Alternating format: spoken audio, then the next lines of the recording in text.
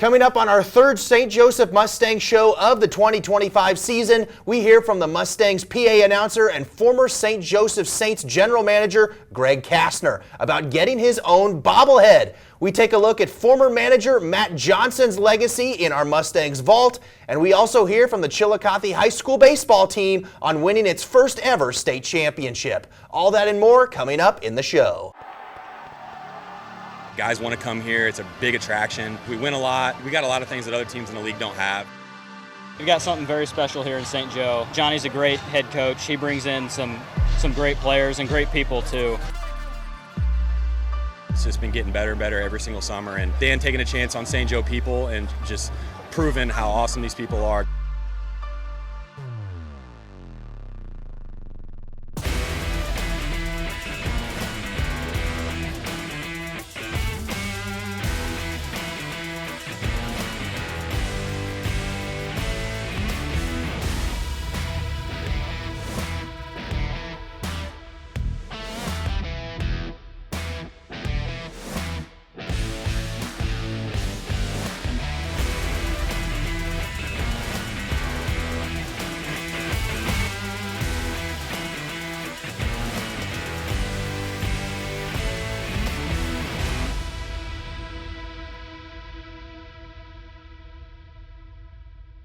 Welcome into the St. Joseph Mustang Show, sponsored by Alltech. I'm Brett Kennedy, joined by Anthony Crane. Anthony, we have a lot to get to in the next half hour.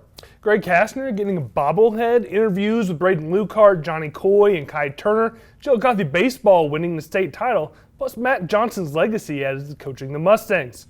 But we have to start with Kastner. We sat down with the St. Joseph Sports Hall of Famer to get his thoughts on getting his very own bobblehead for the Mustangs this season. Tonight's Taco Bell came out tonight for the Joseph City Renegades, the number 19 bid dog. Greg Kastner is a baseball legend to the St. Joseph area, one of the best Missouri Western pitchers and Bishop LeBlond coaches ever. He's also a former coach of the St. Joseph Cardinals, former GM to the St. Joseph Saints, and the public address announcer for the Mustangs organization for over 20 years.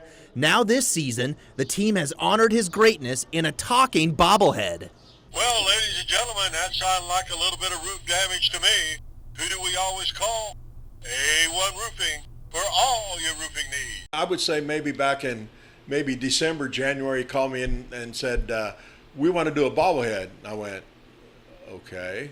So we want to take some pictures. We're going to do a bobblehead night. I said, okay, fine. Then all of a sudden, this thing has just taken off. I mean, I've got people asking for them, family asking for them, friends asking for them.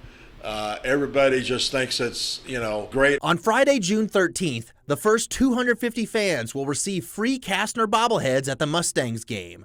The resemblance to Kastner looks almost uncanny, but he thinks the bobblehead looks like his father, Louis Kastner, an all-state track and basketball athlete. I had to go home, and I have it on my phone, a picture of my father.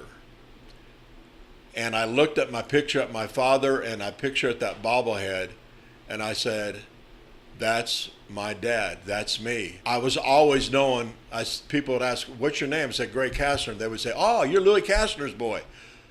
So I was always known as Louis Kastner's boy. Kastner's sayings at the ballpark have gotten so much traction that when he sees people around town, he gets asked to reenact them. You'd be surprised. They say, hey, did you get any roof damage today at your house after a rain? I said, yeah. They said, did you call? I said, yeah, I called A1 Roofing or the tacos, and the funny thing about it is when I'm out and about and I drive by Taco Bell, or if I happen to see the A1 Roofing sign or see the commercial, I just start laughing and I just start whipping it off the Buffalo Wild Wings,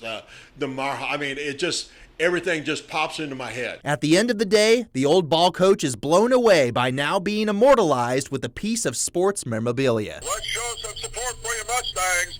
Let's go Mustangs. Let's go Mustangs. Really, I have now just come to realize how humbled and honored I really am to have my own bobblehead. And I didn't think about it at the time. It is just not till recently that I thought, wow, I've got a bobblehead.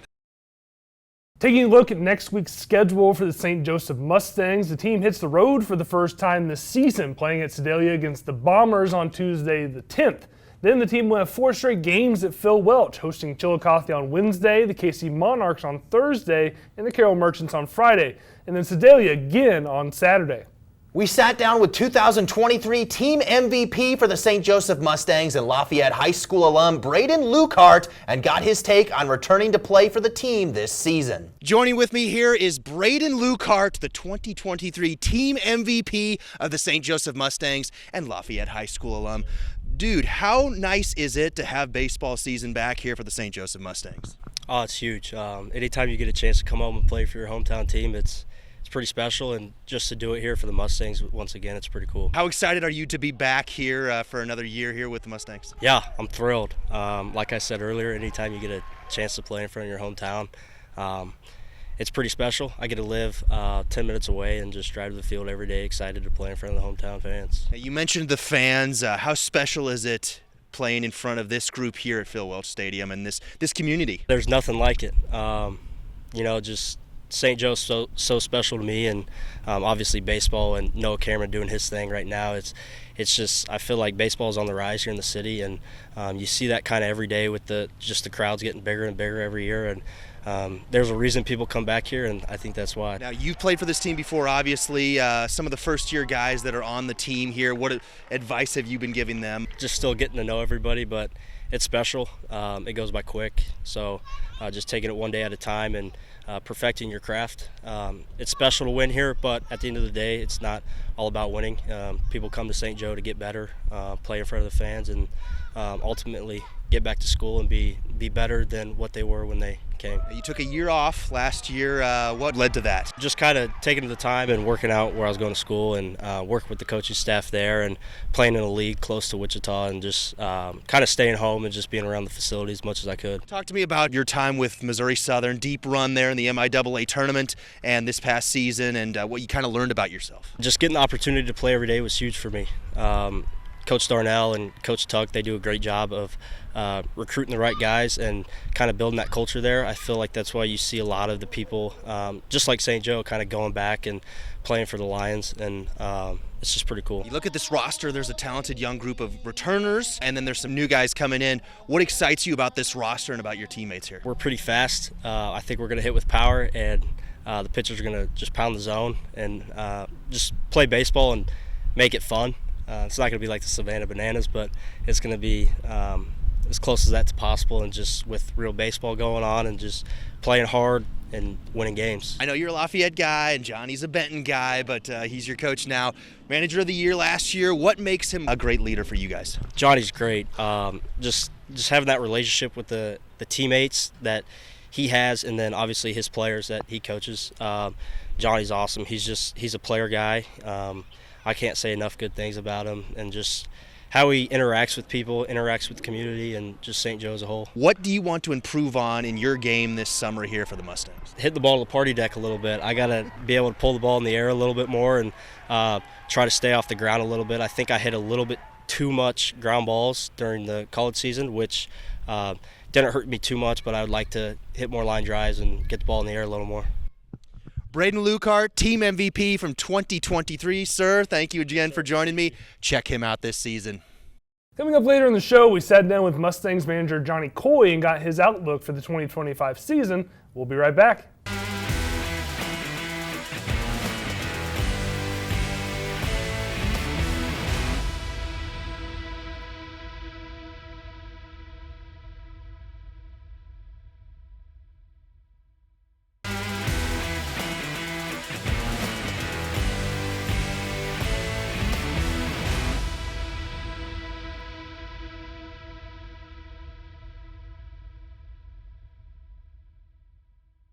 Johnny Coy won Manager of the Year last season, leading the St. Joseph Mustangs to another Mink League title.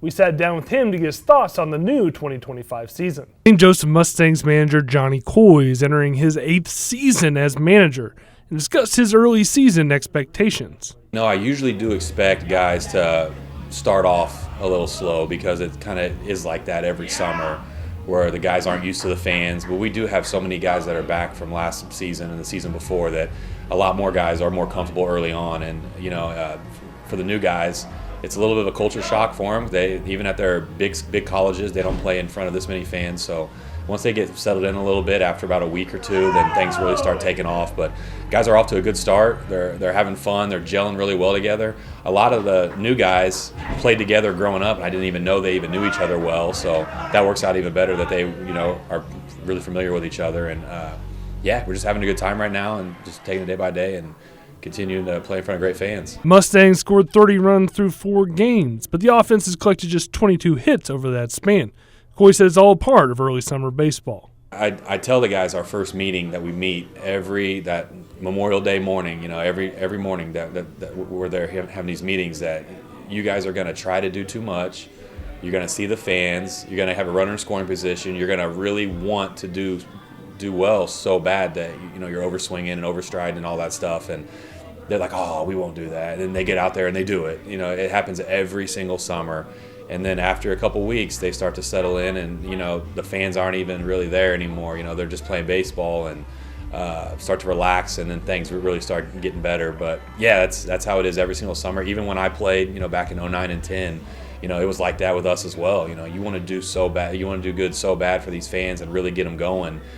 You kind of get outside yourself a little bit. And the pitching staff hasn't missed a step in the opening week, something Coy said he saw coming early on. And we got a lot of lefties on the mound, a lot of lefties that throw hard, throw strikes, pound the zone. I mean, our pitching staff is pretty good, and we're still not at 100% yet. We got one guy playing in the Final Four for Blue Spring South. We got another arm that's not here yet, and we got 1 or 2 that we're probably going to add.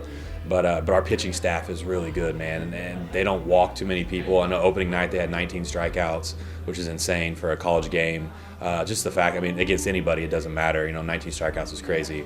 And, our staff is gelling really well together. They're all following Mac's lead, our pitching coach. And going into week 3, Coy said he wants to see the team continue to play hard. Continue to play hard, we had Frank Gall go down with an injury, and he's going to be out for about 4 or 5 weeks maybe. He had a fracture of his wrist on a play down in right field last game, so he's going to be out a little bit. But that's just more opportunities and more at-bats for everybody else. And just keep playing hard, keep having fun, and everything else will take care of itself.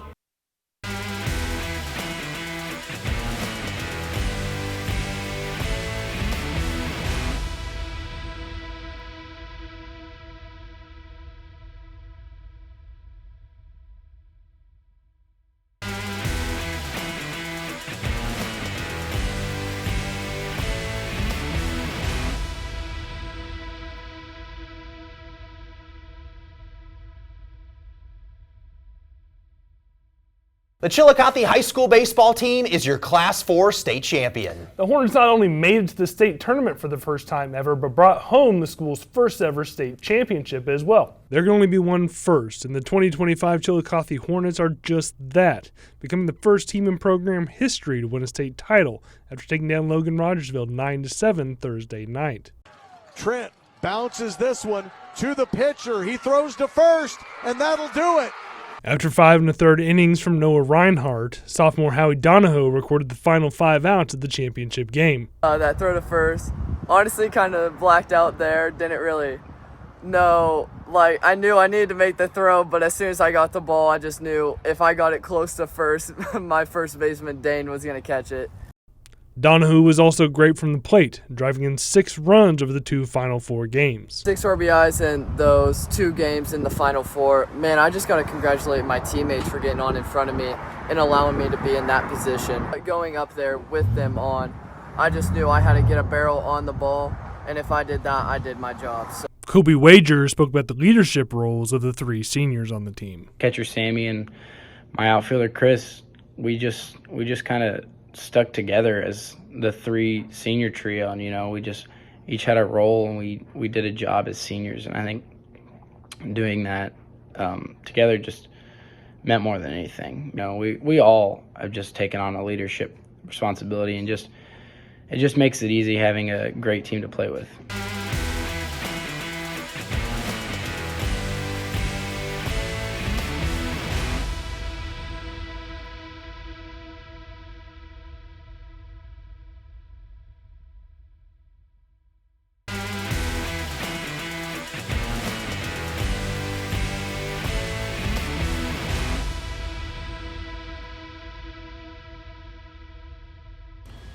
Welcome back into the St. Joseph Mustang Show, sponsored by Altec, here with owner of the Mustangs, Kai Turner, wrapping up week number 2 of the regular season. We talk about every year, when the season starts going, it starts flying by. You've already had 7 home games here this year already. Just what's it been like so far to have this season underway? And now you guys are really just kind of rolling into mid-June already. It's like watching an infant grow up. So, we had a baby on FanFest and opening day, and now it's growing a little bit.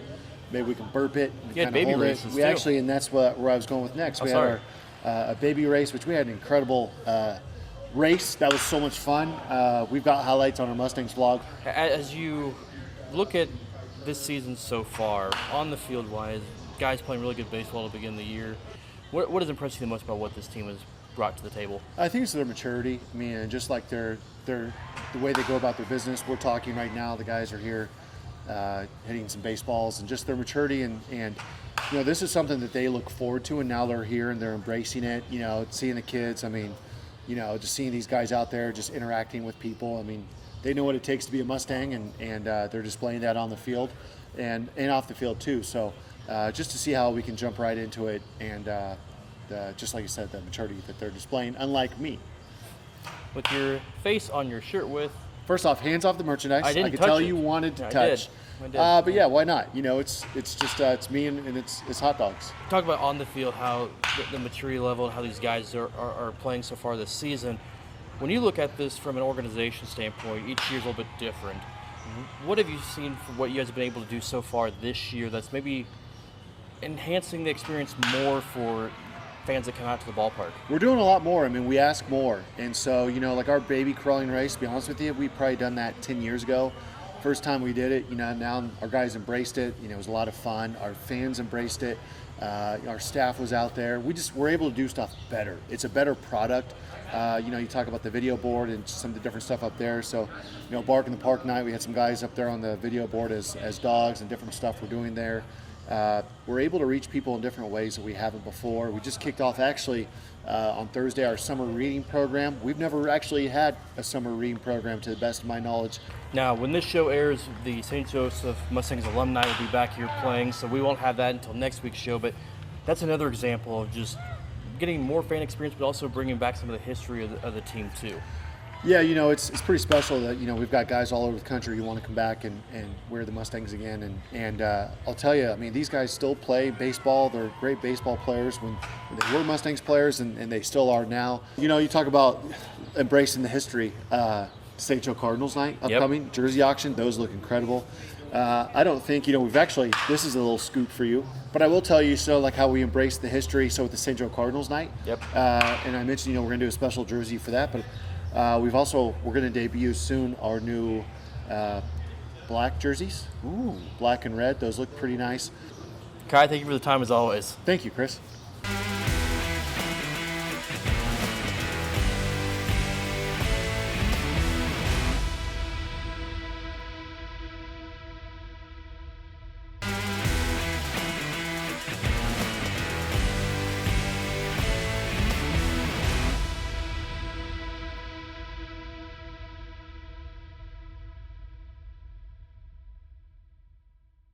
Former St. Joseph Mustangs manager Matt Johnson left an indelible mark on the team during his time leading the squad. We take a look back in our Mustangs vault on the legacy Matt Johnson had that changed the team for the better. KQ2's Chris Roush has more.